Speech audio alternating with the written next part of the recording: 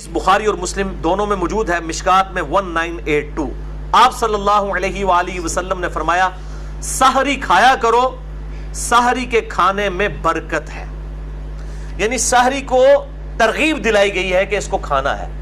یہ اکثر لوگ 8 پیرا روزہ رکھ لیتے ہیں بغیر سحری کو اور بڑا فخریہ بتاتے ہیں، جبکہ یہ فخریہ چیز نہیں ہے، تو چھپانی چاہیے۔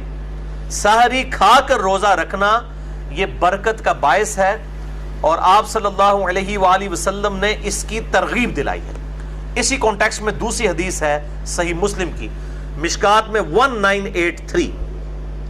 آپ صلی اللہ علیہ وآلہ وسلم نے فرمایا ہمارے اور اہل کتاب کے روزوں میں فرق ہی سحری کھانے کا فرق ہے، یعنی یہود و نصارہ کی مخالفت کرنی ہے، وہ بغیر سحری کے روزہ رکھتے ہیں، تم سحری کھایا کرو۔ وہ رات کو ہی مطلب کھا پی لیتے ہیں، صبح کے وقت نہیں اٹھتے اور پھر اگلے دن اس طرح روزہ رکھتے ہیں ابھی بھی۔ اور جو مسلمان ہیں ان کے لیے سنت یہ ہے کہ وہ سحری کا اہتمام کریں گے، کیونکہ اہل کتاب کے روزوں میں اور ہمارے روزوں میں سحری کھانے کا فرق ہے۔ تو جان بوجھ کر سحری نہیں چھوڑنی چاہیے۔ اگر مجبوراً چھوٹ گئی اور کوئی شخص یہ سمجھتا ہے کہ میں بغیر سحری کے 8 پیرا روزہ رکھ سکتا ہوں تو وہ رکھ لے، لیکن اگر اس کو بعد میں احساس ہوتا ہے کہ میں روزہ نہیں نبھا سک رہا تو روزہ توڑ دے، اس پہ کوئی گناہ نہیں ہے، کفارہ نہیں ہے، ایک روزے کی قضا کر لے گا۔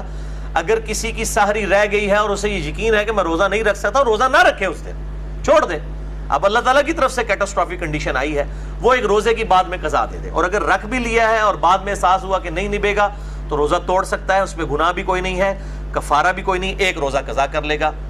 اور اس پہ ایک ایکسیپشن ہے، آپ صلی اللہ علیہ وآلہ وسلم کے حوالے سے بخاری اور مسلم میں حدیث موجود ہے، اور مشکات میں اس کا نمبر ہے 1986، کہ آپ صلی اللہ علیہ وسلم وصال کے روزے رکھا کرتے تھے، بغیر افطار کیے اگلے دن کا روزہ اور پھر اگلے دن کا روزہ، اس طریقے سے مسلسل کئی دن کے روزے رکھتے تھے۔ بعض اصحاب نے آپ کی سنت کی پیروی میں روزہ رکھا تو ظاہر ہے وہ پھر مسجد میں بے ہوش ہونا شروع ہو گئے، تو آپ صلی اللہ علیہ وآلہ وسلم نے ان کو ڈانٹا، اور آپ نے فرمایا ایکم مثلی، تم میں سے میری مثل کوئی کون ہو سکتا ہے؟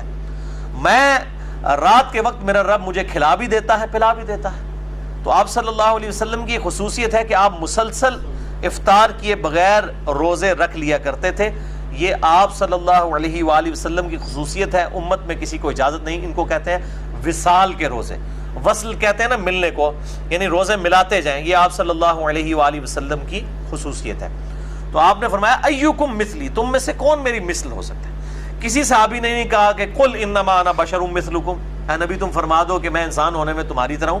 صحابہ کو یہ بات پتہ تھی کہ یہ مثل کے اعتبار سے ایز اے اسپیشیز بات نہیں ہو رہی، بلکہ آپ کے مرتبے کی بات ہو رہی ہے، اور آپ کا مثل واقعی کوئی نہیں ہو سکتا۔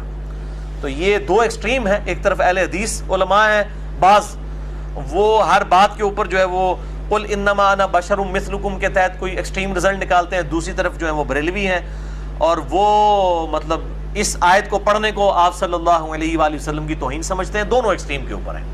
درمیان کا راستہ یہ ہے کہ آپ صلی اللہ علیہ وآلہ وسلم کے مرتبے میں کوئی مثل میں نہیں ہے، لیکن جو سپیشیز ہے، آپ انسان ہیں، انسان ہونے کے اعتبار سے آپ صلی اللہ علیہ وآلہ وسلم کی مثل باقی انسان ہے، لیکن مرتبے کی بات نہیں ہے۔